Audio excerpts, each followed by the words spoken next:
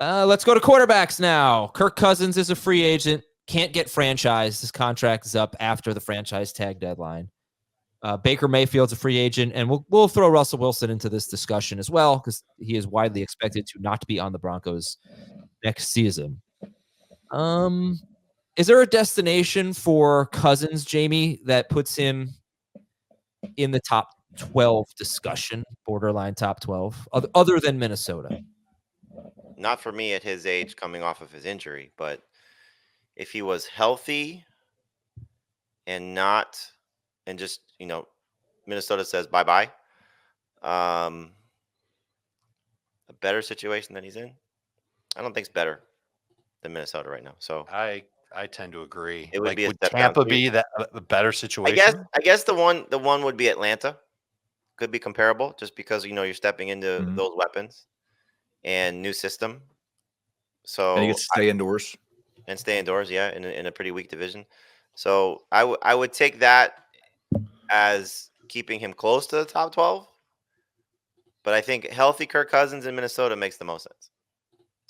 He was QB5 per game. I just want to clarify. I don't think I asked if there was a better destination because I don't think there is. I just want to know if there was another one that could put him in the top 12. Atlanta. Okay. What do we think about Baker Mayfield? And maybe more so his ability to make other players good. I mean, it was like, oh no, Baker Mayfield. Now is it, all right, Baker Mayfield, not bad for receivers. I'm not super optimistic. Well, if your question is, can he make other players better? He made two players really great in Rachaad White and Mike Evans. What if he's back in Tampa and Evans is gone? How do we feel about Godwin?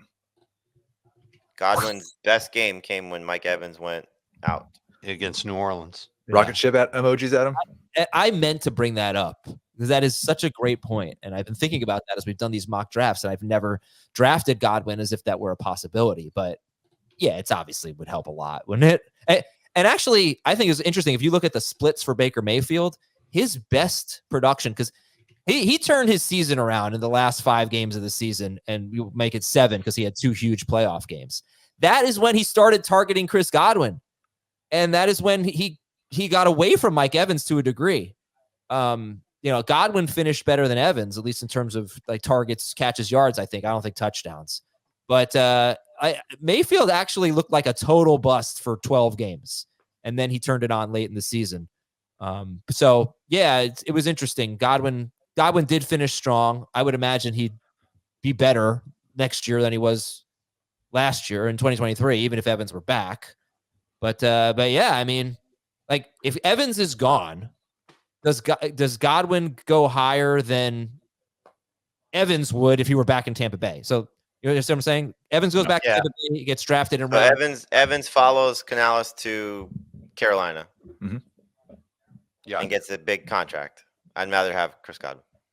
Sure, but what Adam's asking is if we're viewing, I think Adam's basically asking us, is Chris Godwin a top 24 wide receiver if Evans is gone? I think so. Yeah. In PPR, I think he'd be there. I'd be excited about Trey Palmer, too. Yeah. All right. And anything to say about Russell Wilson? I actually think he's a fantastic fit for Pittsburgh. If the Steelers are trying to be a little bit more conservative, lean into their run game, lean into their offensive line a little bit more, I think that's kind of what Denver was doing at points last year.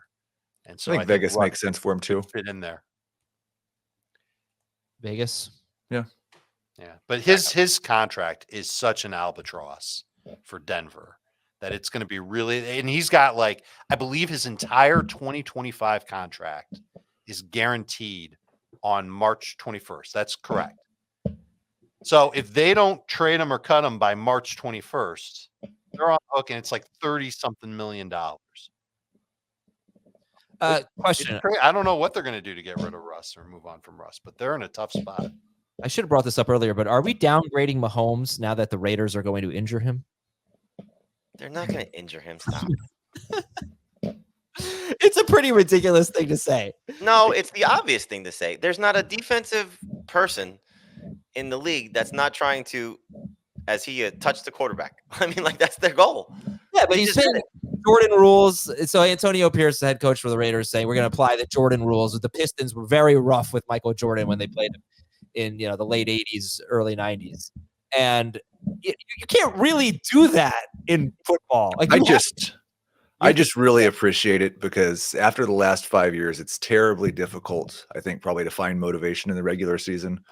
It's nice that they helped out a little bit for at least a couple of weeks. Thank you. Go watch any Max Crosby, Patrick Mahomes interactions. Like he's doing that every game to begin with. Yep. Well, then why even say it? Because he's just being honest. Like we get upset when coaches and players are honest. To me, it didn't strike me as honesty. To me, it struck me as a little dirty, honestly. The only thing that if you want to fear something, he's a Greg Williams disciple, so that's not great, to be saying that. But I mean, again, like, what if you're a defensive coach? What are you trying to do? You're trying to get hands on the quarterback. Like that's your job. Yeah, but you say pressure him. You don't say rough him up. You don't say rough him. You don't say Jordan rules. That's the implication, though. When you say Jordan rules, but again, they can't do that because they'll be flagged every 5 seconds. Yeah, that's what I'm saying. It doesn't even make sense. All he did was be honest. Like it's just ridiculous. Yeah. Is that how everybody feels? Yes. I mean, I think it was appropriate to use Jordan rules. We are talking about the Michael Jordan of football.